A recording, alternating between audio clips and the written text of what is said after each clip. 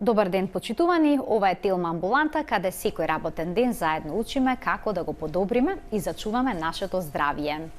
Од болестите на срцето не страдаат само возрастните, туку и децата. Срцевите заболувања во детска возраст се поприсутни од што се смета, а нивната клиничка манифестација, која често е навиду зацкриена, се манифестира различно во зависност од возраста на детето и од видот на срцевата мана. За срцевите болести во детска возраст денеска зборуваме со доктор Ведран Стојановиќ, педијатар од Аџибадем Систина. Добре ни дојдовте, доктор Стојановиќ. Дали уредниот наод од пренаталните испитувања кои што се прават во одредени недели од бременоста значат сигурно отсуство на срцеви аномалии кај децата? Знаете како, уредниот наод од пренаталните испитувања никогаш не е 100% гаранција дека детето ќе се роди со комплетно здраво срце. Но се многу добра насока за тоа дали треба лекарот и родителот секако, односно мајката првенствено, да биде дополнително внимателна во текот на бременоста.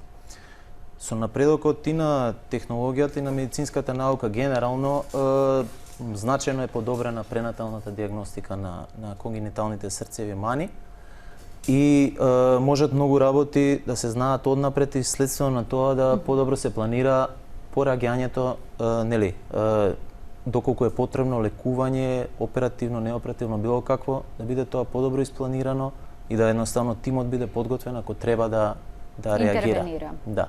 Инаку да се рече дека 100% ги исклучуваат, тоа е за жал невозможно. Значи може не уреден наод, но бебето да се роди со аномалија на срцето. Во најголем дел аномалиите ќе се видат, но сепак секогаш останува тој мал процент на можни непредвидени, односно невидени аномалии. А дали е точно дека аномалиите на срцето кај новороденчето не можат најчесто да се видат веднаш по раѓањето, бидејќи се уште не се слуша шумот на срцето, а симптоми речиси и да нема?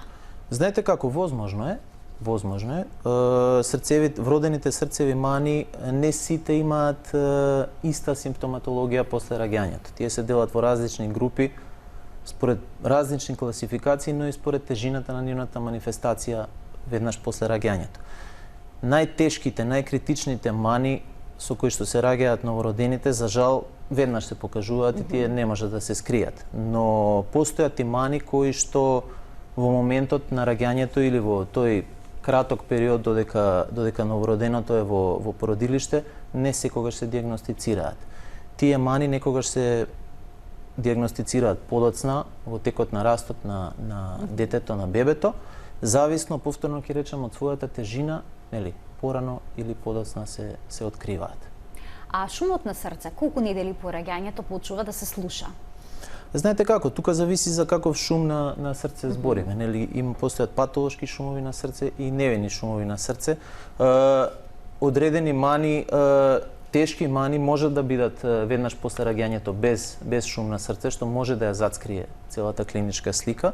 Но секако еден значаен шум по раѓањето е причина да докторот му се уклучи еден аларм и да продолжи со своите исследувања, особено ако самиот шум на срце оди заедно со некаква клиничка слика која што можеби не е нормална, да речем, за едно здраво новородено, треба да го насочи лекарот да продолжи со своите исследувања, односно да прошири диагностиката, да побара дополнителна консултација ако му е потребна, ако се сомнева на вродена аномалија на срцето. Така, пред да преминеме на клиничката слика, само што би сакала да ве прашам дали сите вродени аномалии на срце може да се забележат на ехо. Има ли некои кои што се невидливи?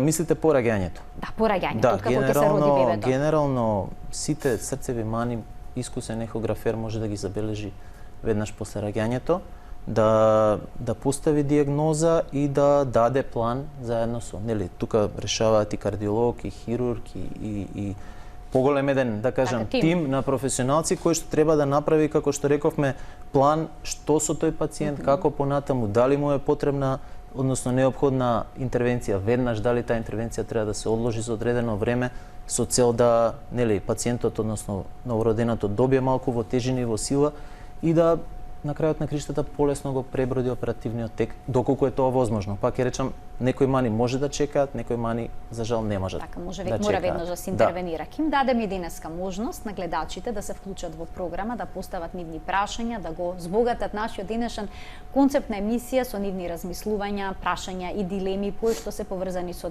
денешната тема, тоа се кардиоваскуларни срцеви проблеми кај децата, кај новороденчињата и кај малите деца. 3076 677 е телефонскиот број на телевизија Телма на кој што може да се јавите, да поставите прашање, а одговор ќе добиете од гостинот кој што е со нас во студиото, тоа е доктор Ведран Стојановиќ, педијатар од Аџибадем Систина.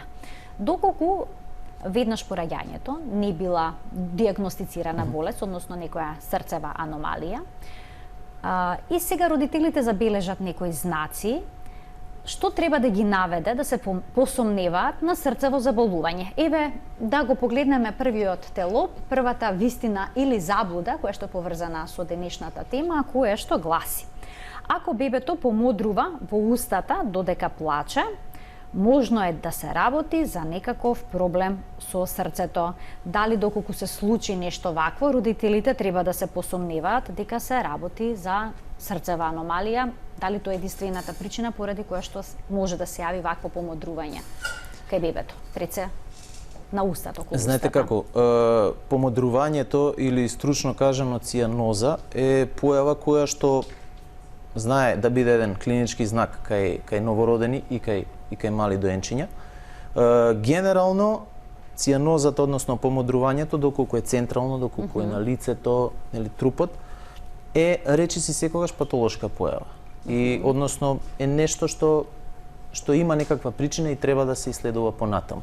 Често причина за цијаноза може да бидат вродени конгенитални аномалии. Не се тие единствена аномалии на срцето, не се тие единствена причина, но често може да бидат причина за помодрување.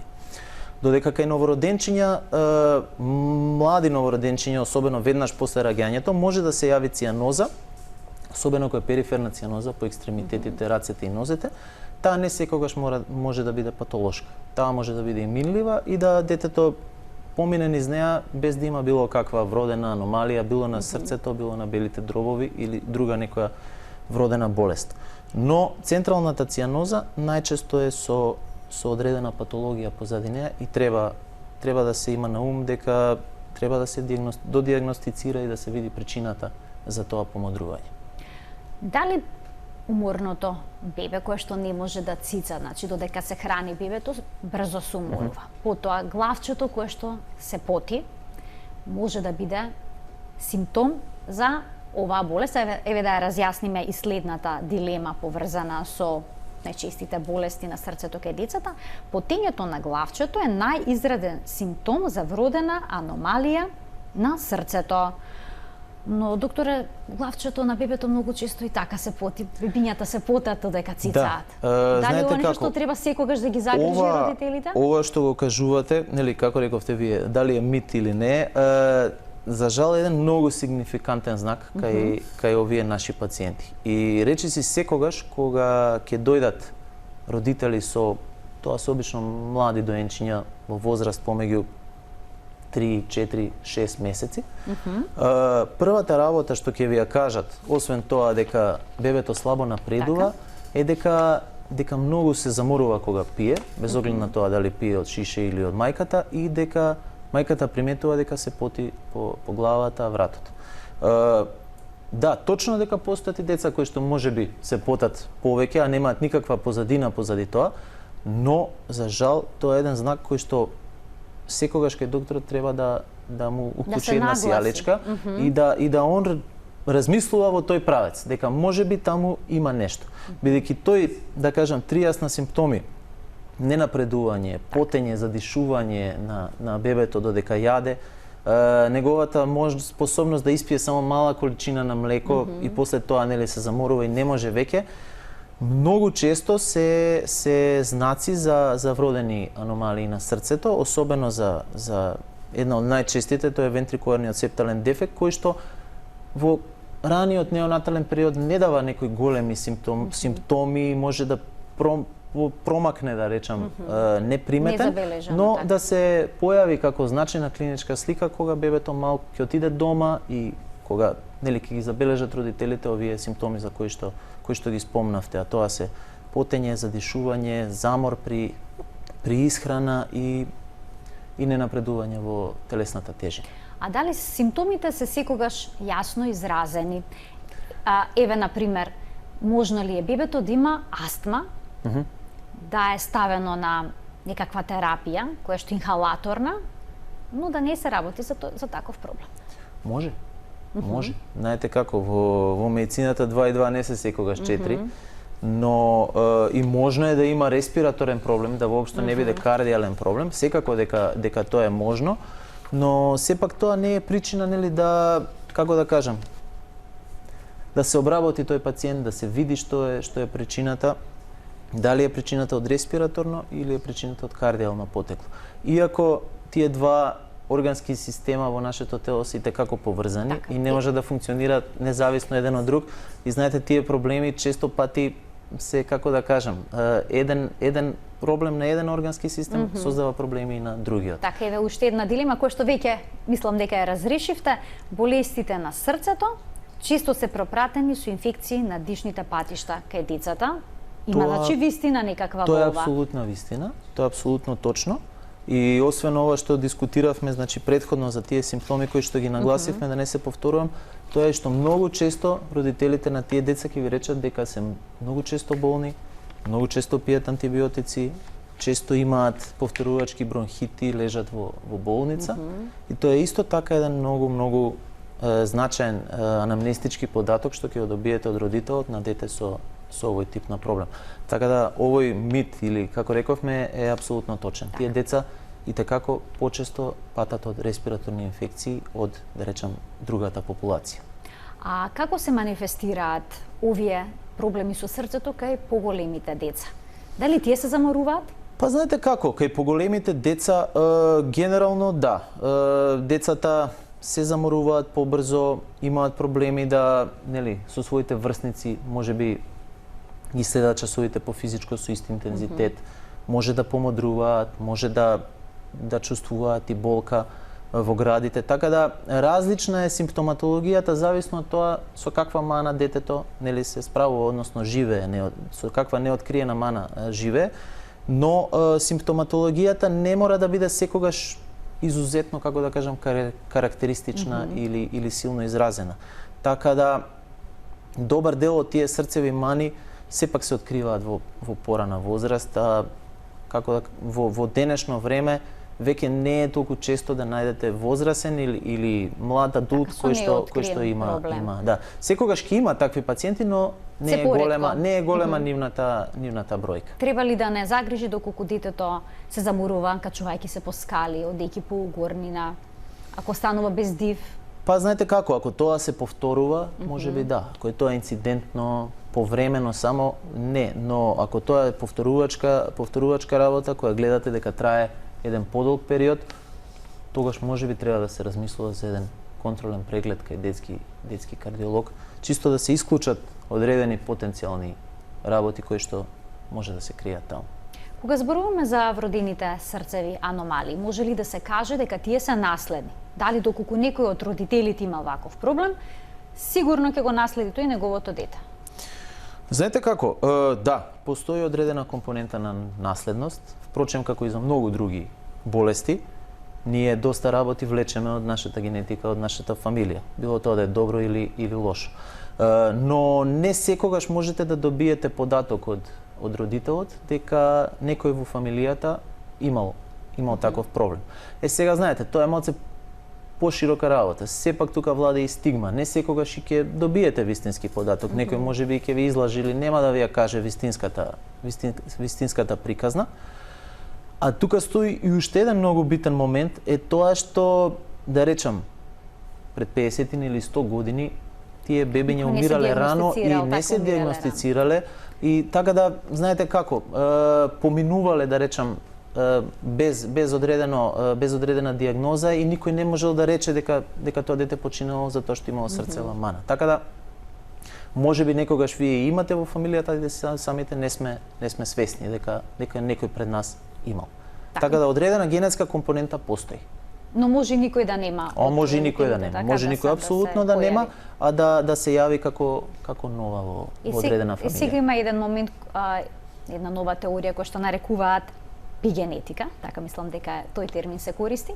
Можат ли постапките на мајката по време на бременоста да придонесат, да речеме, за некој ваков проблем, бидејќи утврдено доколку мајката држи диета, сакајќи да задржи линијата, може да се случи бебето да има последици на генетско ниво и потоа тоа да се соочува со дебелина во текот на целиот живот. Може ли нешто такво да влие и на срцевите болести? Од аспект на оваа проблематика што ние ја гледаме, односно околу вродените болести на срцето, генерално мајката може да влие, за жал, со тоа е, нели, сепак познато, со неумерено внесување на алкохол, опојни дроги, одредени лекови кои што знаат да бидат тератогени и може да предизвикуваат, може да бидат, да го зголемат, да речам, процентот на мани на срцето кај плодот, како што се одредени антиепилептици, одредени лекови кои што третираат депресија, така да со нив треба да се биде особено внимателен. И исто така кај мајката, тоа е потврдено, вирусните заболувања, особено во првиот триместар, се итекако ризични и американските студии покажале значајно поголема асоциација на конгенитални мани на срцето кај мајки кои што во првиот триместар имале вирусни заболувања, а тука предничи, односно е прва рубеолата како еден тригер, фактор кој што може да биде потенцијална причина за појава на мана кај плодот, кај мајка која што имала таа инфекција во раната бременост особено. Доктор Ведрен, имаме гледач на линија, да го вклучиме во програма, да го слушнеме неговото прашање. Добар ден. Добар ден. Повелете. Поздрав до вашите гости. Благодарам. И едно прашање ако може, дали на моето бебе кога се родил, значи сега има 10 месеци бебето, беше констатирано дека едната комора не е, не знам дали јас точно ќе се изразам, не е целосно затворена. Дали се смета за аномалија, доколку да речеме тој отвор некој не се затвори во текот на првата година од раѓањето? Така. Одлично. Се докторот ќе ме свати зашто станува збор. Значи,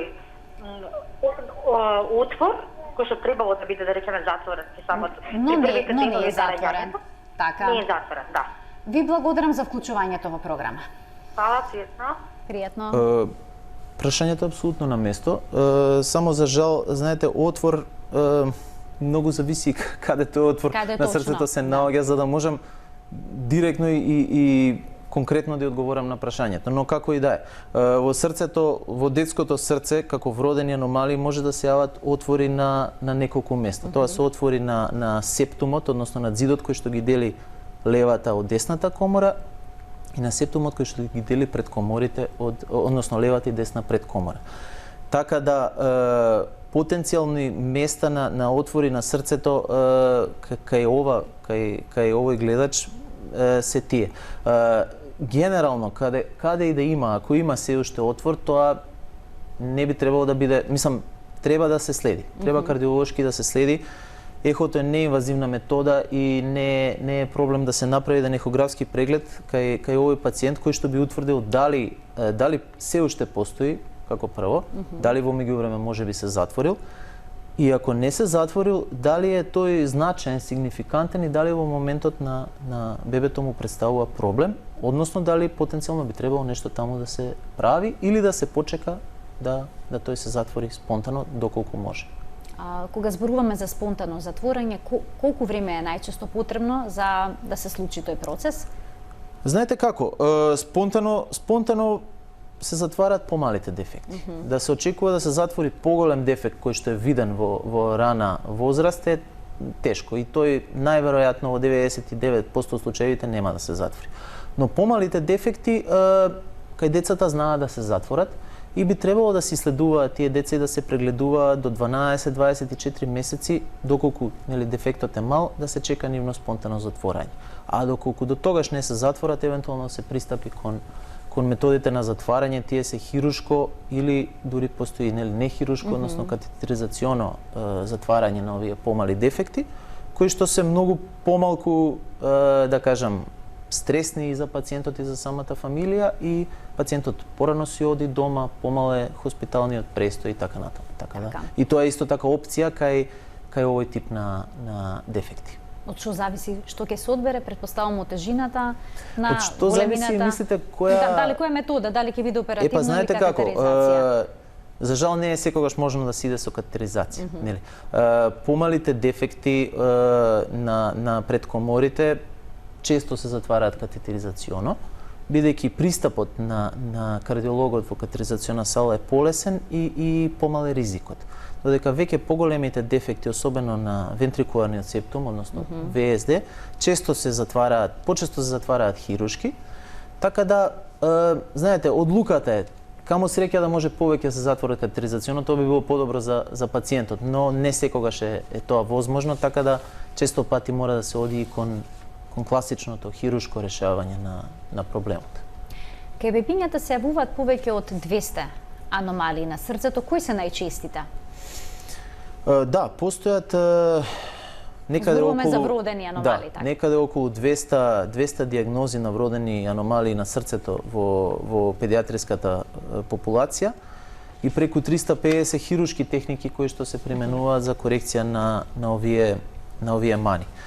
Најчести, прво да кажам, од прилика колкав број од популацијата. Значи, речиси секаде на земјината топка е процентот на деца со вродени конгенитални аномалии сличен. Тој варира некаде околу 1%. Значи дека на 100 новородени деца ќе се роди едно дете кое што ќе има ваков проблем. Од овој 1%, значи најчести аномалии кои што се јавуваат се баш овие за кои што претходно зборувавме. Тоа се вентрикуларниот септален дефект ВСД и атриалниот септален дефект АСД, додека исто така честа мана е и незатворениот дуктус артериозус кај децата, и потоа следуваат доста други аномалии кои што се јавуваат, но нели како што рековме ги има стварно голем број, така да не би ги набројувал сите. Овие мани кои што реков дека се најчести, сепак се и многу благодарни мани, бидејќи со рано препознавање, со добро одбран третман, тие деца имаат изворедна прогноза, значи ќе живеат сосема апсолутно квалитетен живот, нема да бидатускратени од ништо. Значи, вие фактички со таа интервенција, со една интервенција ја завршувате работата кај тој пациент, тој нема потреба, од 99% од случаевите за реинтервенции имаат одлична прогноза и одличен квалитет на живот. Вела дека што порано се направи операцијата е толку подобро, кај одредени срцеви мани, кај бебињата се препорачува хируршки зафат во првите 3 месеци од животот. Знаете сега како? родителите стравуваат толку мало бебе да оди под нож. Секако. Родителот секогаш стравува и за многу помали работи, а камоли за ова. Тука апсолутно ги разбираме и сите што сме родители знаеме што тоа значи, нели? Лесно ни нас од оваа, некој ќе рече лесно ни нас од оваа перспектива да збориме, тешко му е на родителот.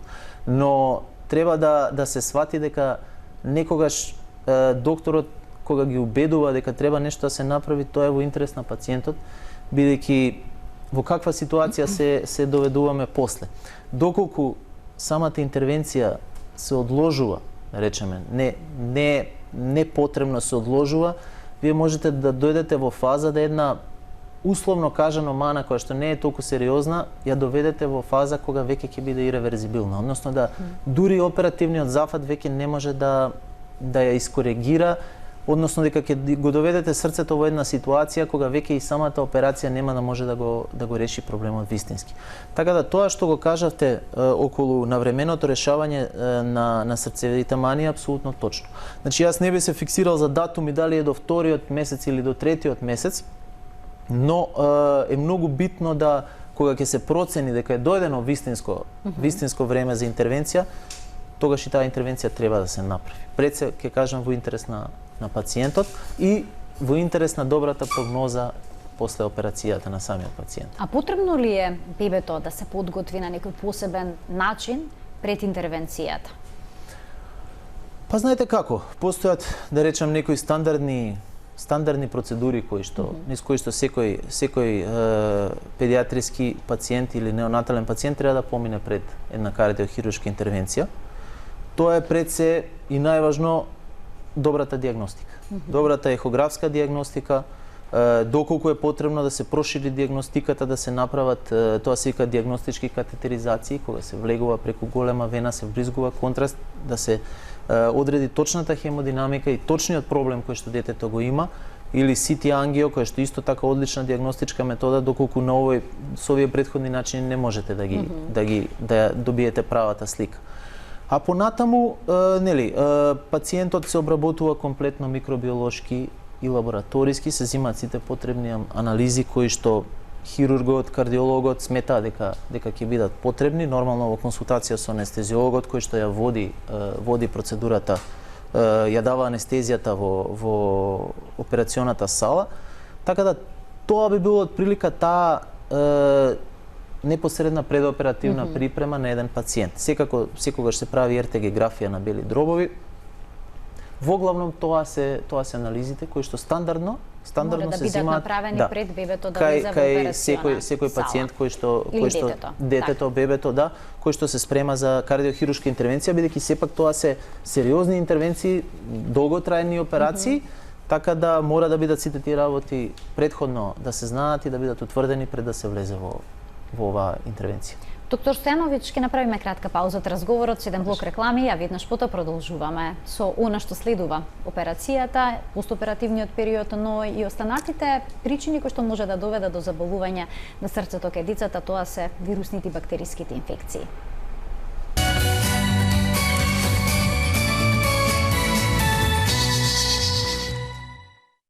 Продолжуваме со денешната тема амбуланта, зборуваме за најчестите болести на срцето кај децата со доктор Ведран Стојановиќ, педијатар од Аџибаден, Систина. Доктор, по оперативниот зафат кај децата кои што имаат некоја вродена срцева аномалија, како изгледа постоперативниот период, родителите за колку време може да очекуваат нивното дете да се опорави? Секако успешно спроведена хируршка интервенција. Како изгледа постоперативниот тек? По излегувањето од операционата сала, детето секогаш се сместува во одделот за интензивна нега и терапија.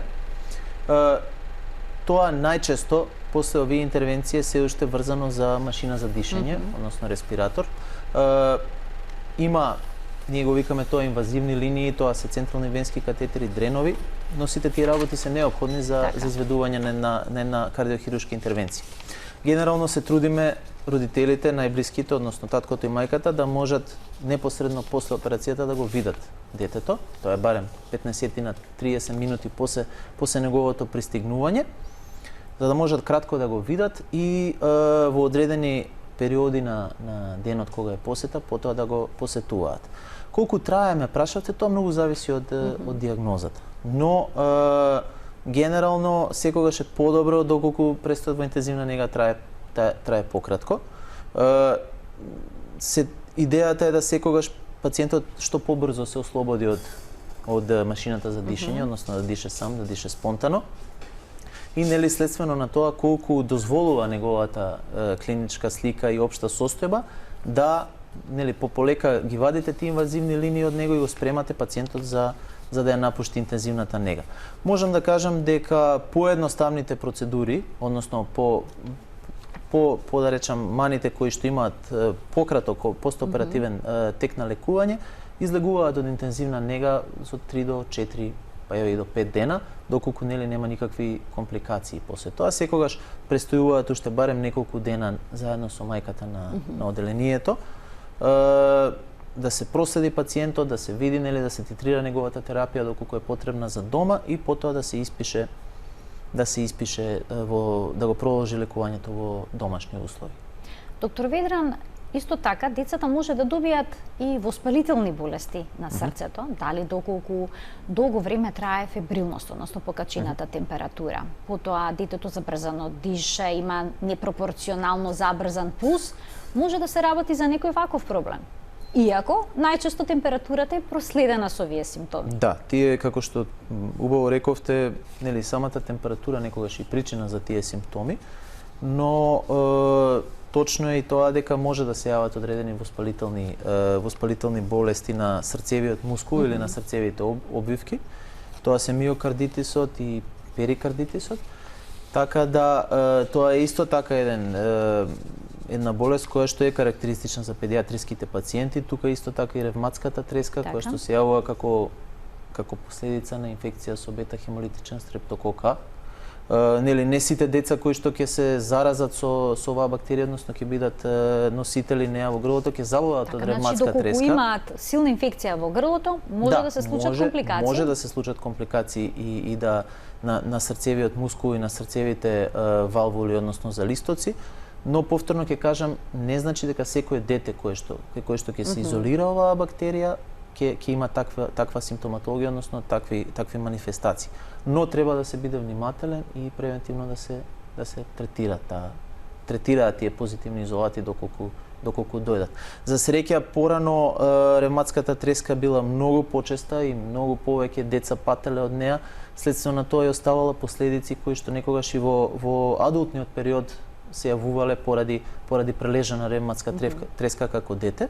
За среќа денеска има помал број на пациенти со овие проблеми, но американски студии повторно покажуваат дека во посиромашни региони во Америка има пораст на повторна појава на деца со ревматска треска, што ни укажува дека секогаш треба да се биде, нели, предпазлив, внимателен и дека ни една болест, односно ретко која болест е искоренета за секогаш и за веки веков, нели? А на какви симптоми децата се жалат, еве поголемите деца, доколку добијат воспаление на срцевиот мускул или пак на срцевата марамица? Па знаете како, има разлика. Болки по градната, може да има болки, коска? особено доколку имаат воспаление на срцевата марамица, може да се жалат на болки, на пецкање позади градната коска, на како да кажеме, дискомфорт.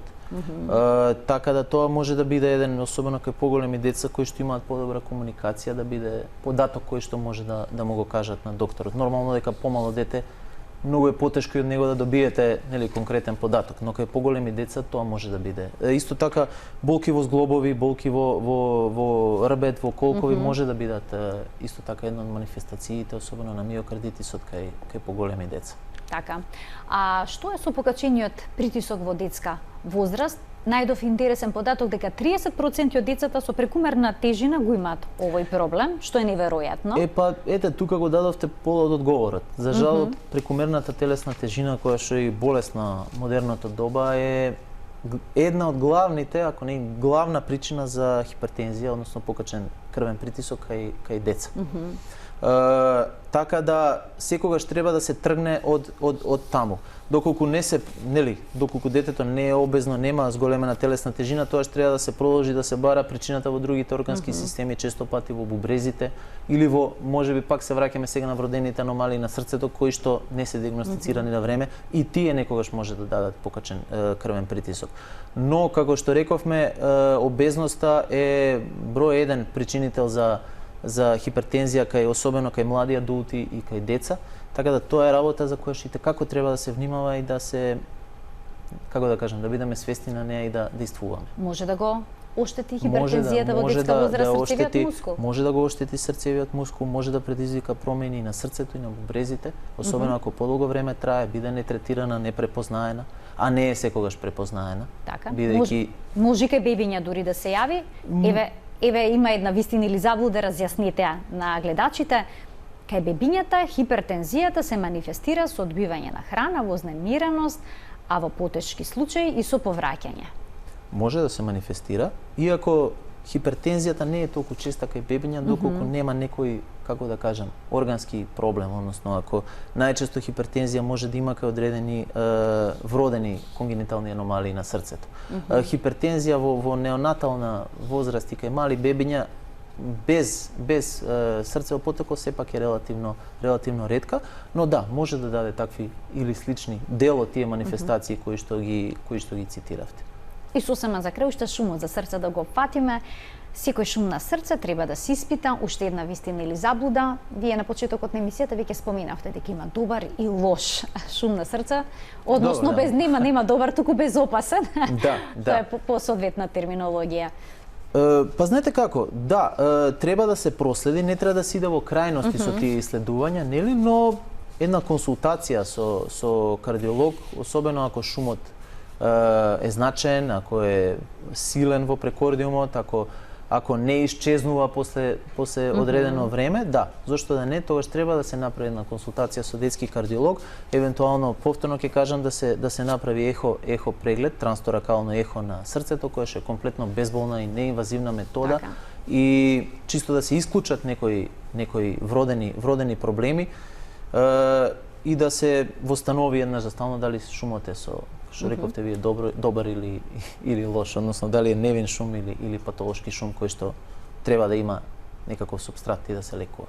Доктор Ведран, ви благодарам за вашето гостување денеска. Навистина корисни информации за родителите, бидејќи еве јас како родител прв пат слушнав одредени работи, симптоми кои што наведум се безопасни, но може да укажуваат на сериозно здравствено нарушување на срцето. Да. Ви благодарам, се надевам дека ќе се видиме повторно. Се надевам и јас, беше ме пријатно тука да. А сега заедно ќе погледнеме еден прилог кој што го снимивме во Истанбул, во Турција, во болниците Acıbadem. Ќе погледнете неколку интервјуа со професори кои што работат во 3 болници, конкретно 27-те Acıbadem болници во Истанбул. Станува збор за педиатриски неврохирург, потоа за еден специјалист кој што го анализира движењето кај пациенти кои што имаат ваков проблем, детски кардиохирург и професор кој што е вклучен во лекување на карцином. Инаку екипата од новинари која што присуствуваше таму, односно која што имаше можност да ги посети овие болници, беше навистина фасцинирана од професионалноста, од современата технологија која што се користи за дијагностицирање и лекување на болестите, но и од болничкиот систем кој што е така организиран за да биде во корист на пациентите. Погледнете. Доктор Мемет Озек е меѓу водечките европски детски неврохирурси. На оделот за педиатриска неврохирургија во болницата Acıbadem Altunizade во Истанбул годишно изведува од 600 до 700 операции заедно со неговиот тим, составен од лекари специјалисти во разни области. 50% од пациентите се од странство, меѓу кои има и дечиња од Македонија. Во последните 5 години немало ниту еден смртен случај на овој одел. Клучот за успехот е тимската работа, истакнува професорот. Кај овие пациенти неопходно е да се работи со тим, со екипа во која има ортопед, невролог, неврохирург, доктор за анализа на движења и физиотерапевт. Потребна е мултидисциплинарна екипа. Во овој центар за детска неврохирургија во Истанбул, кој се смета за еден од најразвиените не само во Европа, туку и пошироко, неврохирурзите може да се усовршат во оваа област, но македонските лекари не покажале интерес за тоа. До сега никој од Македонија нема стапено во контакт со мене, ниту на телефон, ниту на имејл, но вратата е отворена за сите. Во оваа болница доаѓаат пациенти со тумори лоцирани длабоко во мозокот, деца со спацититет, церебрална парализа, епилепсија. Покрај класичните операции, тука се изведуваат и ентоскопски оперативни зафати, кои имаат две позитивни страни. Траумата не е толку голема, бидејќи се интервенира на мал дел и престојот во болница е пократок. За успехот на хируршкиот зафат да биде што поголем, операцијата треба да се направи што порано, понекогаш во првите денови по раѓањето на бебето. Гинекологот додека го следи бебето за време на бременоста, кога е во стомакот на мајката, ако забележи дека нешто не е во ред и се посомнева на спина бифида, тогаш мора да стапи во контакт со неврохирургот за да се испланира операцијата веднаш по породувањето, кое треба да се изведе со царски рез. Многу е важна дисциплинираната организација на тимот за проблемот да се реши. Цените на операциите се движат од 5.000 до 40.000 долари. За интервенција на тумор во мозокот, во зависност од неговата локација, треба да се платат од 25.000 до 40.000 долари. Болницата нема договор со фондот во Турција, но пациентите со државно осигурување во Турција имаат некои привилегии. И во турското јавно здравство е проблематично да се оформи и работи со ваков тим. Во Лондон и Париз функционира ваква екипа од лекари, но во Германија, например, не постојат центри каде се работи на овој начин.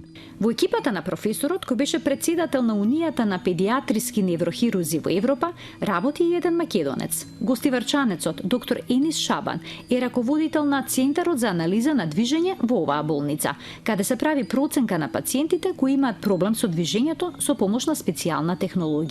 Тој 13 години е дел од неговиот тим.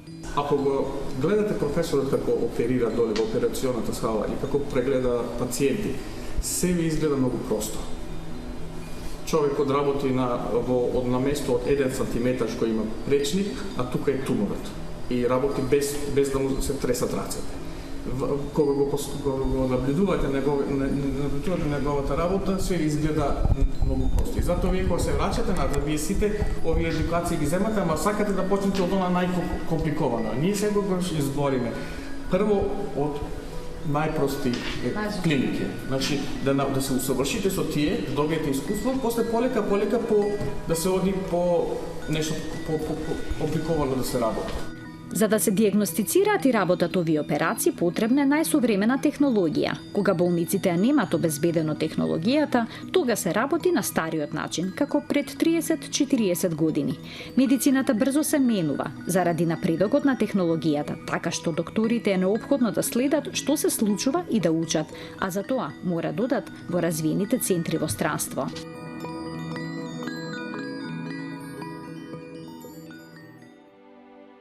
Не може секој да прави операција на срце кај дете, бидејќи е голема разликата меѓу кардиохирург за возрастни и деца.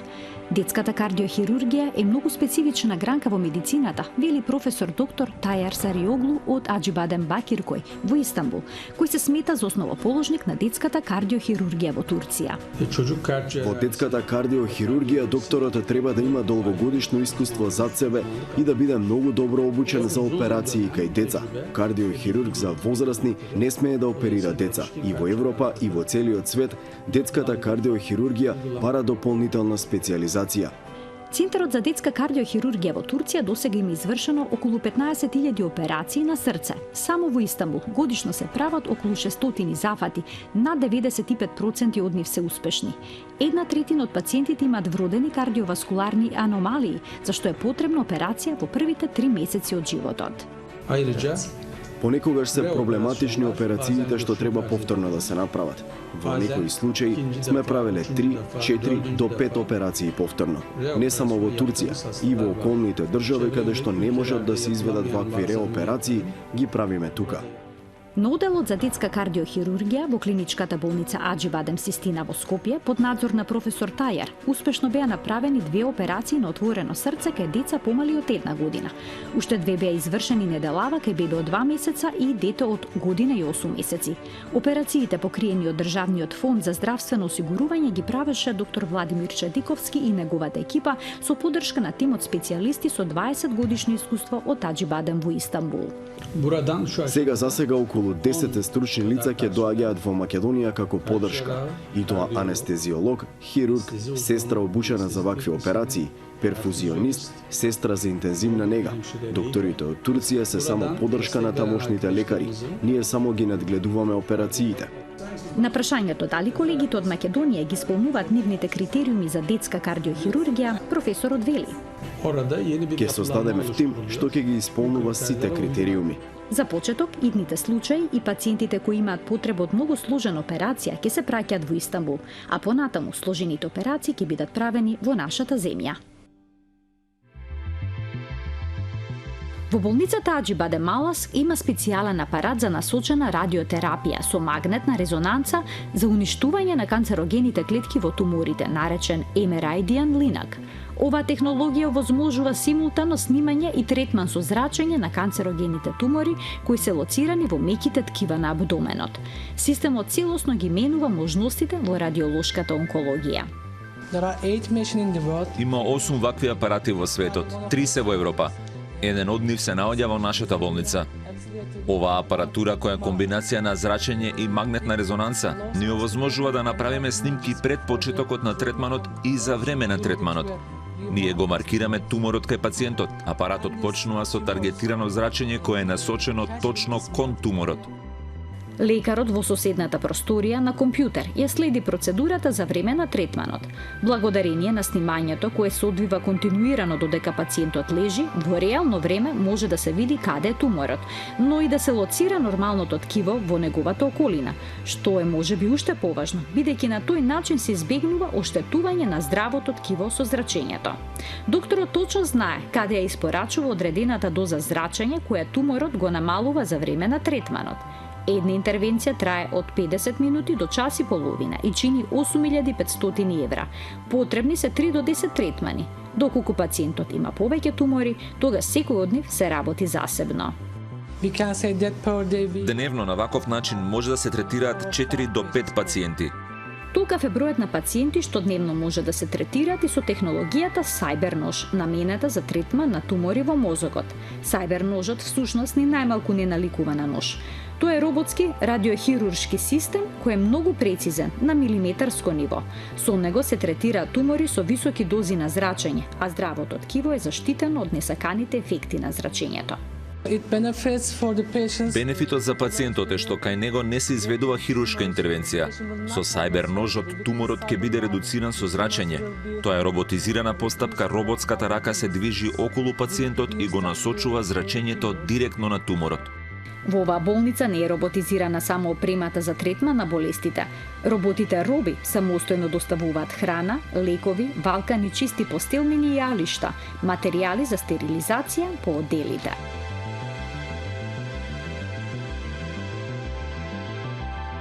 Посетата на новинарите од Македонија на Истанбул, организирано од Аџибадем Систина во Скопје, ја вклучи и обиколката на Универзитетот Аџибадем во Истанбул, кој функционира од 2007. Универзитетот располага со неколку оддели како медицина, здравствен менеджмент, физиотерапија, нутриционизам, фармација и слично.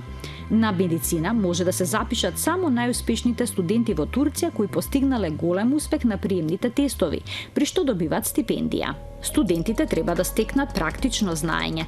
За таа цел, универзитетот располага со симулацијски центар, кој е меѓу најдобро опремените во светот.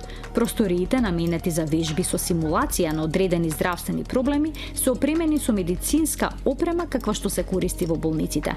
Пациентите се кукли на кои во зависност од вежбата им се шират или собираат зениците, забрзано или забавено дишат и слично. Работата на студентите се следи преку камери од страна на професорите во соседните простории. На универзитетот има и возило на брза помош со целосна опрема каде студентите може да вежбаат за да бидат подготвени на терен. Исто така постои можност за симулации на ситуации со виртуелна реалност. Например, студентот, иден лекар, треба да интервенира при повреда на пациент која се случила на планина, на нерамен и стрмен терен.